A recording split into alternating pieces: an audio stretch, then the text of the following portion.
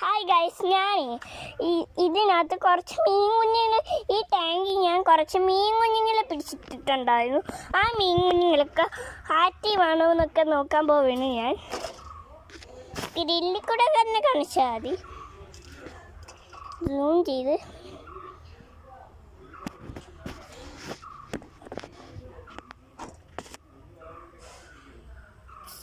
നിങ്ങൾക്കൊന്നും കാണാൻ പറ്റില്ല, പക്ഷെ നമ്മൾക്ക് കാണാക്കും. ചെയ്താതെ കാണിച്ചു തരാം.